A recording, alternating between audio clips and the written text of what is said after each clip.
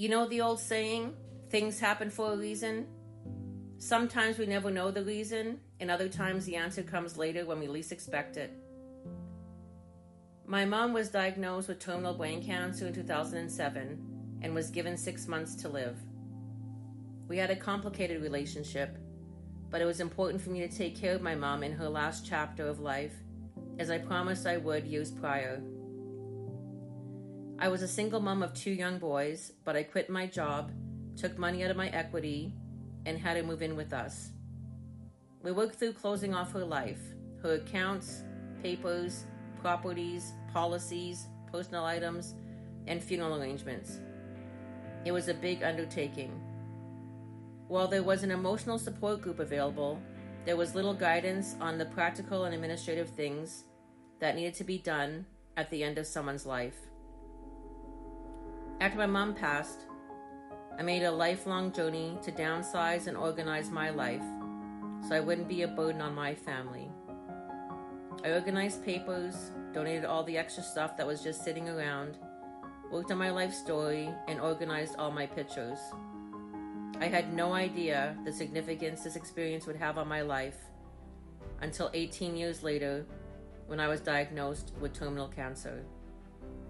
Suddenly, I was thrown into a place where I felt my life had lost its purpose, as my career had ended and my sons were independent and living on their own. I started to document everything, step-by-step instructions for my sons on what needed to be done when I passed, like funeral information, accounting stuff, what could go into probate, and many other things.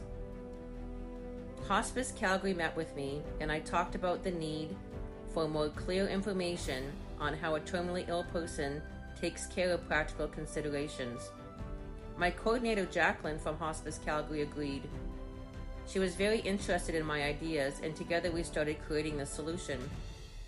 A set of repeatable step-by-step processes that include a guide and checklist of items that should be considered alongside a weekly support group. Suddenly, my life had purpose again.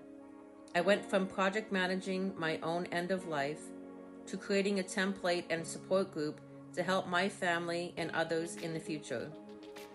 A legacy project that was greater than me. This became a full circle moment in my life.